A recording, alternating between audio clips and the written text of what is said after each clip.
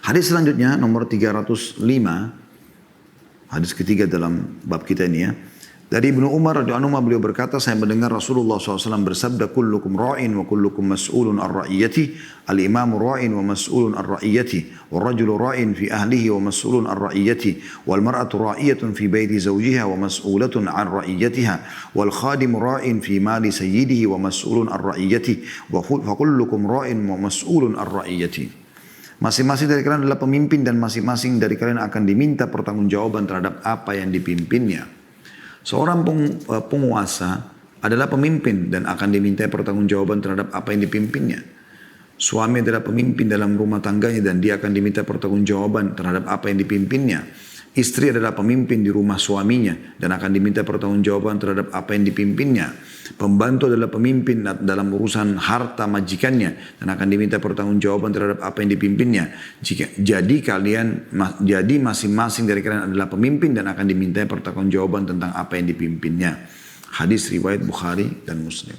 Hadis ini sudah sangat masyhur teman-teman sekalian, tapi Imam Nawawi rahimahullah masukkan lagi dalam bab kita ini karena memang sebenarnya hadis ini yang paling tepat ya, yang membahas masalah ini, artinya bagaimana kita merasa bertanggung jawab ya terhadap semua apa yang Allah jadikan amanah di bawah naungan kita.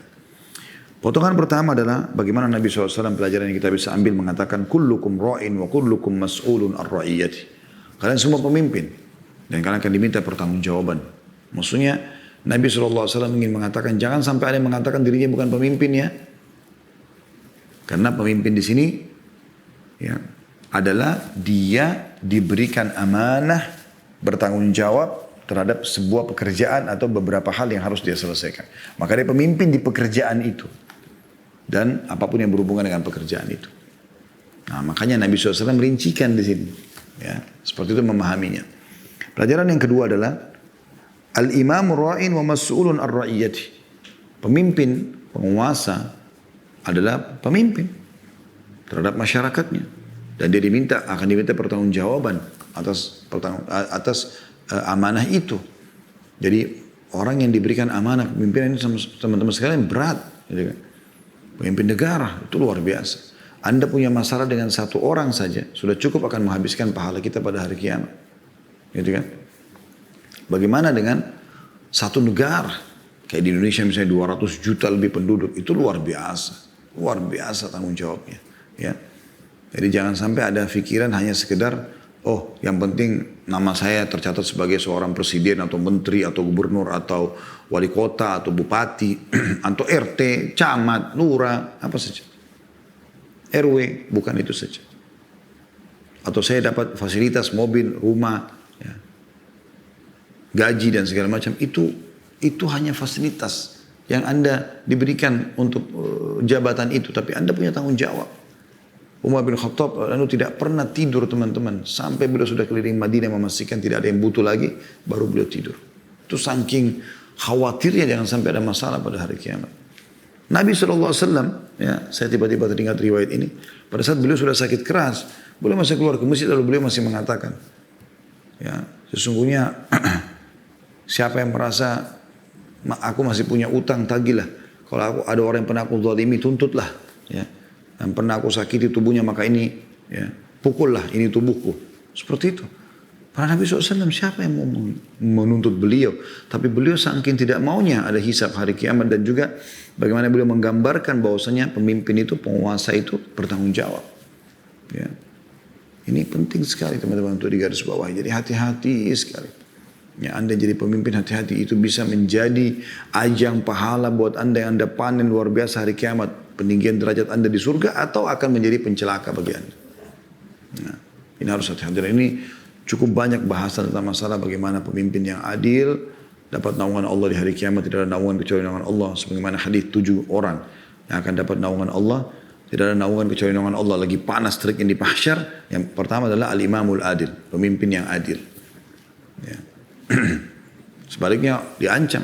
Yang kata Nabi SAW, ya Allah, siapapun yang ya menaungi umatku ini dalam urusan mereka, kemudian dia berbuat baik, maka mudahkan urusannya. Kan kalau dia berkhianat, maka persulitlah dia.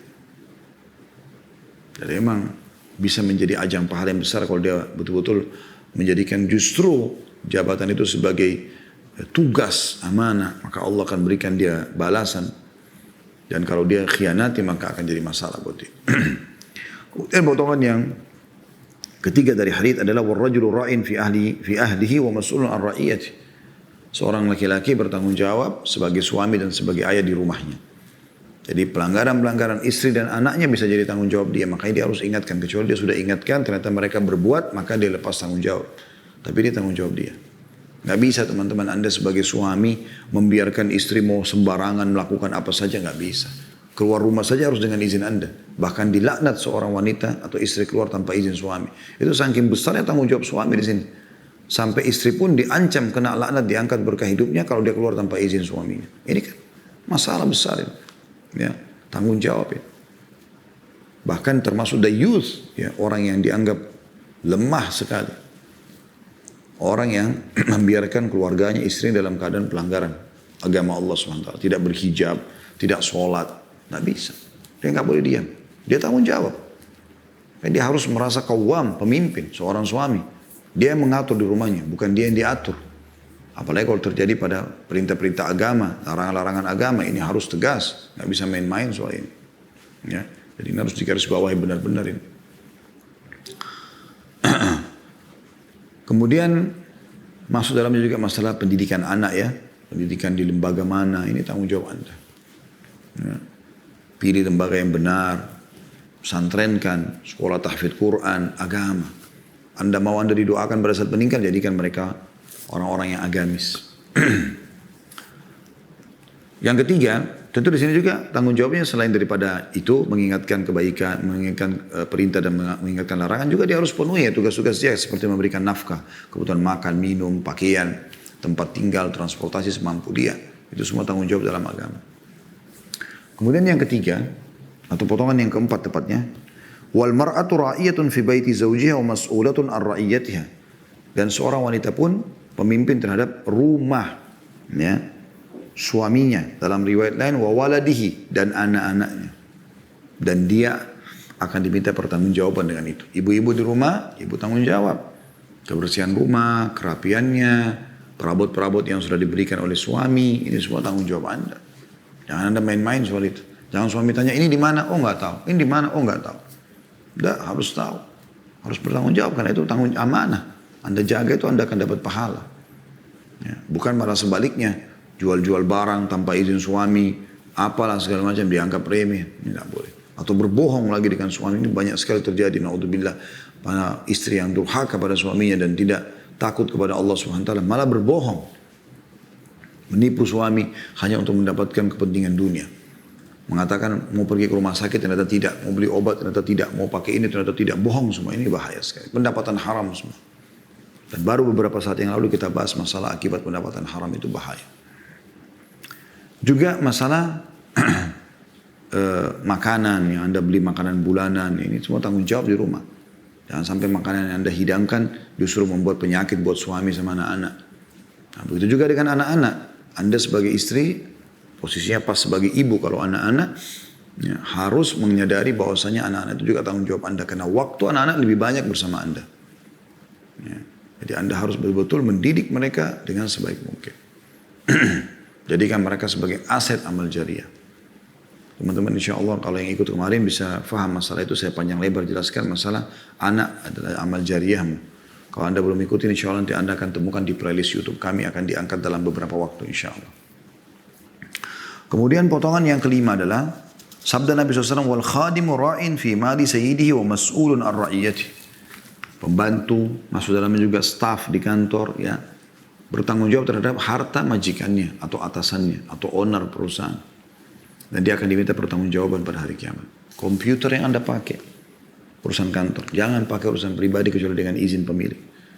Jangan keluarkan sebuah pulpen, selembar kertas dari kantor tanpa izin pemilik. Haram, nggak boleh. Bawa pulpen satu dus bagi-bagi buat ponakan semua. Kenapa di kantor banyak? Iya, bukan untuk dibagi-bagi. Itu untuk dipakai selama setahun Anda di kantor misalnya. Print ini, print itu yang bukan urusan pekerjaan. Tidak boleh, harus dengan izin. Tidak halal buat Anda menggunakan itu. Karena akad Anda bekerja di situ. Ya. Dia harus hati-hati. Begitu juga dengan pembantu di rumah tangga, hati-hati. Barang-barang majikan Anda, hati-hati. Perhatikan baik-baik ini. Ya. Ukhti-ukhti yang jadi pembantu rumah tangga, PRT ini hati-hati. Kalau majikannya bilang tolong simpan, taruh tempatnya. Kalau perlu rapi. Saya bahasakan dengan beberapa teman-teman kita muslimah yang membantu istri saya di rumah. Perhatikan baik-baik, kalau ada apa-apa taruh. Kalau perlu tulis di laci ini ada barang ini saja, tempelin di situ. Jadi tahu. Jadi kalau ditanya tahu di mana tempatnya. Jangan bilang, oh saya nggak tahu, oh lupa.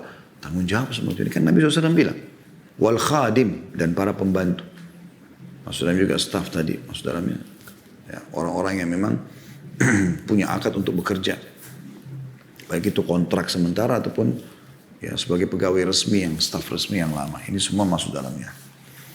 Ini potongan hadis ya yang kita pelajari, karena potongan yang terakhir fakullukum ra'in wa mas'ulun ar-ra'iyati, ini sama dengan yang pertama, maka kalian semua pemimpin dan akan diminta pertanggungjawabannya.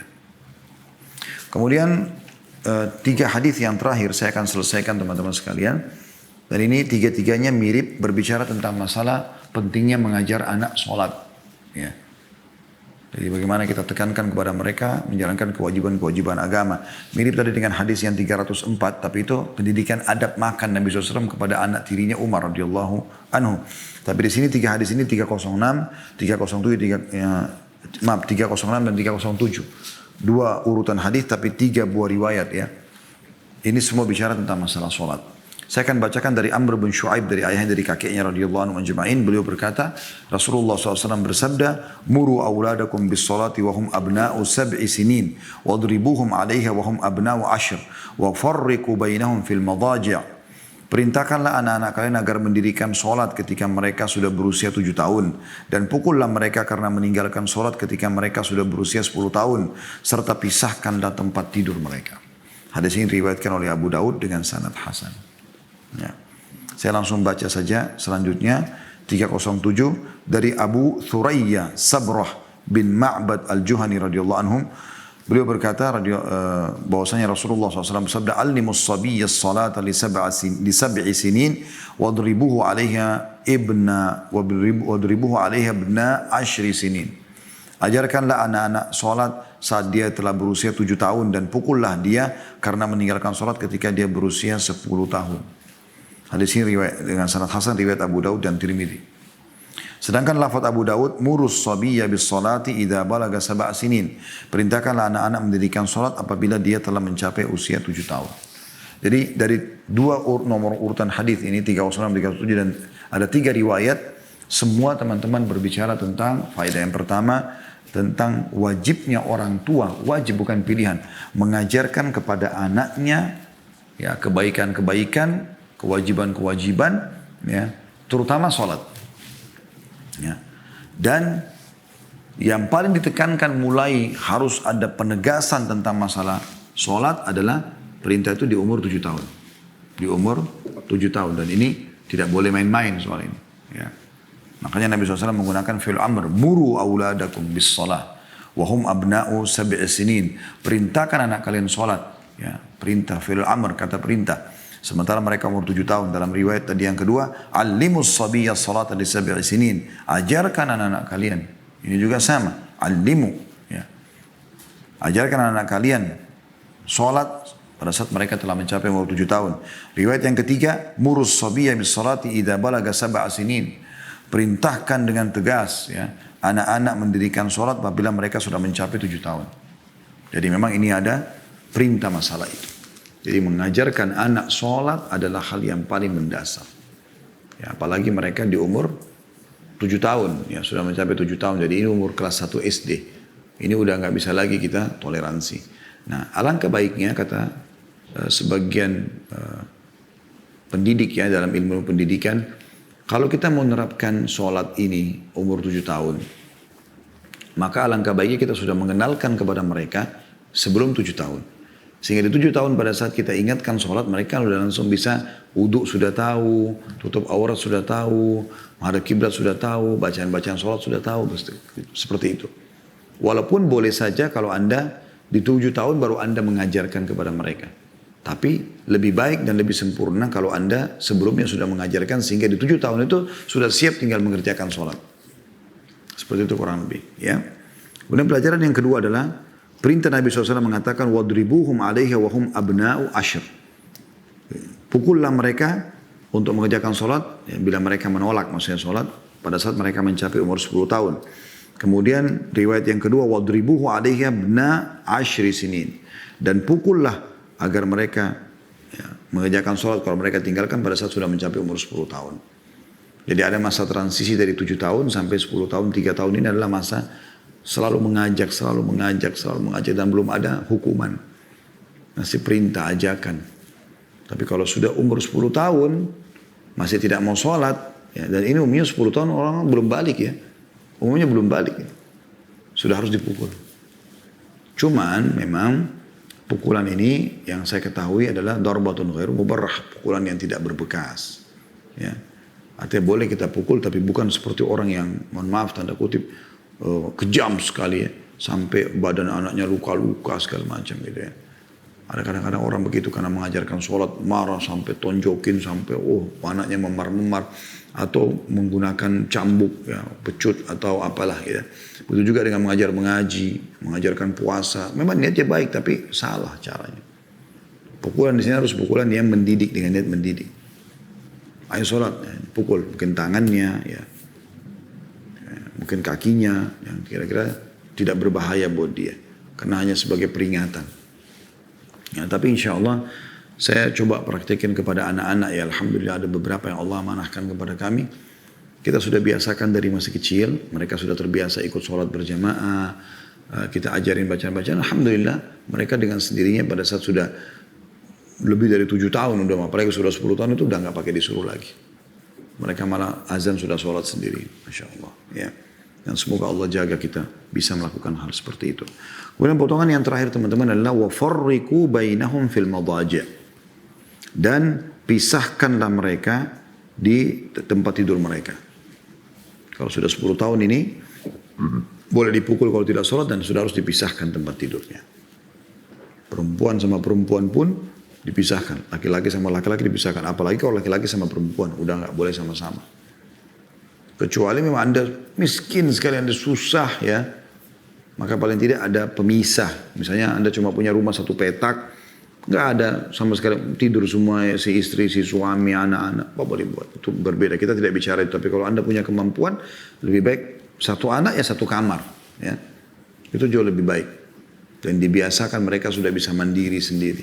Ini sudah banyak orang yang melakukan dan bagus gitu ya. Insya Allah lebih baik. Ya, hanya saja saya ingin tambahkan teman-teman sekalian, usahakan dalam masalah anak ini, ya, jauhkan mereka dari hal-hal yang bisa merusak mereka dari sisi agama. Terutama masalah agama ya. Kayak misalnya, kemarin saya sempat singgung itu di bahasan anakmu, amal jariahmu, ya, itu teman-teman sekalian luar biasa ya. Bagaimana banyak orang tua yang mendidik anaknya dengan tokoh-tokoh fiktif. Superman, Spiderman, ya, Batman. Nggak ada tokohnya, nggak ada. Film dibuat oleh, kita sudah tahu tempatnya di Amerika, gitu kan. Nggak ada, kecuali cuma action, film action. Menarik, memang menarik. Kalau nggak menarik nggak akan laku, gitu kan. Tapi untuk apa kita didik anak-anak kita begitu? Ada orang tua berikan spray gorden, handuk, semuanya Spiderman, semuanya Batman. Seakan-akan ini loh tokohmu nak. Apa yang akan didapatkan? Mana kita dari tokoh-tokoh agama, gitu kan. Walaupun kita tidak mungkin membuat gambar Abu Bakar, Umar, tidak mungkin. Tapi kan kita bisa hindari itu. Hindari yang bergambar. Kita kasih yang bagus. Dan kita jelaskan ini tidak boleh, ini tidak boleh. Kamar mereka nggak boleh dipajang foto-foto. Hindari. Karena Nabi SAW mengatakan rumah yang ada patung atau gambarnya. Ya, anjingnya tidak akan dimasuki oleh malaikat. Berarti dimasuki oleh syaitan. Hindari. Sejauh mungkin, semaksimal mungkin. Itu jauh lebih baik tentunya ya. Maka ini harus lebih hati-hati. Biasakan dengarkan tilawah Al-Quran, ceramah-ceramah, hiburan anak-anak itu teman-teman ilmu. Ada beberapa jemaah yang sempat ketemu saya sebelum pandemi, membahasakan. Ini anak saya Ustaz, saya pikir anak itu cuma mau salaman biasa. Setelah salaman dia bilang, ini anak saya Ustaz, saya ikuti saran Ustaz. Setiap mau tidur saya dengarkan ceramah Ustaz. Sekarang Ustaz tidak mau tidur kecuali dengar ceramah Ustaz. Saya membayangkan anak itu kalau tidak salah umurnya 7 tahun. 7 tahun dia bisa mendengar ceramah kita ya. Sudah mengikuti seperti kita orang dewasa ini. akan seperti apa nanti dia di 15 tahun. 8 tahun berturut-turut dia dengarkan ceramah ini. Dan dia terus orang tuanya update mendengarkan. Itu luar biasa gitu. Saya berpikir apa yang sudah kita coba gali sampai umur 40 tahun ini bisa didapati dengan anak 7 tahun. Dia mencerna, apalagi kalau dikayakan lagi dengan ustadz-ustadz lain yang Masya Allah mungkin lebih banyak, lebih kompeten di bidangnya daripada saya. Itu kan luar biasa teman-teman. Itu kan luar biasa gitu. Maka ini yang harusnya kita lakukan ya. Hindari mereka dari tontonan-tontonan yang salah. Tentu kita tidak bisa batasi dari medsos, tapi kita coba ya mengarahkan mereka kepada hal yang benar. Ya, banyak tokoh-tokoh fiktif, hati-hati. Ya, tontonan-tontonan hati-hati. Tom and Jerry selalu saya ingatkan, itu kartun berantem, tikus sama kucing selalu berantem, pukul-pukulan, kena setrika, jatuh di tangga, bahkan tidak pernah mati. Itu kan bahaya sekali. Apa yang akan ditangkap oleh anak-anak kita? Kok Ustaz tahu? Saya juga waktu kecil kan tonton. Justru sekarang karena saya paham, saya mau berbagi. Anak-anak saya nggak pernah saya suruh itu. Nggak boleh saya, nggak bolehkan itu. Nah, semoga Allah jaga mereka insya Allah. Sebagai amanah di pundak kami tentunya. Begitu juga dengan Doraemon sampai tas Doraemon, handuk Doraemon, spray. Apa itu Doraemon? Kisah kartun, bisa boneka, bisa ngomong, bisa keluarin apa saja dari perutnya. Anda berikan anak Anda. Anda orang dewasa pikir, oh itu kisah anak-anak. Enggak ada pendidikannya. Dari mana Anda tahu nanti di kamar dia ngomong sama boneka itu? Kan bahaya sekali. Apa bedanya boneka sama patung pada saat dia sudah meminta sesuatu? Kan bahaya sekali. Ya, itu contoh-contoh saja. Itu juga dengan Mickey Mouse, Minnie Mouse, apa. Ini kan tikus. Tikus dalam Islam itu binatang yang buruk. Untuk apa kita jadikan sebagai tokoh? Nah, jadi harusnya hati-hati dengan ini. Karena saya lihat ini seperti sebuah hal yang menyebar dan tidak dipungkiri gitu. Tahun ajaran baru tuh luar biasa. Anak-anak pada beli buku tulis. Ada gambar Spiderman, Batman, pulpen, tempat, pensil. Semuanya ke situ. Apa yang sedang kita sebarkan? Tokoh-tokoh fiktif. Kenapa kita nggak buat? Kenapa teman-teman produsen-produsen tidak buat? Ya, bisa dijadikan sebagai ajang bisnis buku tulisannya yang nasihat-nasihat, baju kaos nasihat-nasihat, apalah ya, pulpen, pensil, tempat pensil. Ini sudah kami programkan juga insya Allah. Rencana kami akan coba buat itu ya, supaya di tahun-tahun ajaran baru ini bukan lagi yang seperti itu yang tersebar, tapi pendidikan. Aku bangga menjadi seorang Muslim, ya. Aku aku merindukan surga misalnya. Atau apalah bahasa-bahasa yang bisa menyentuh secara keimanan yang jauh lebih baik. Allahu a'lam. Ini bahasan kita insyaallah teman-teman sekalian, dan kita akan masuk dalam pertemuan akan datang nanti di bab baru, bab 39, bab tentang hak tetangga dan wasiat berbuat baik kepadanya.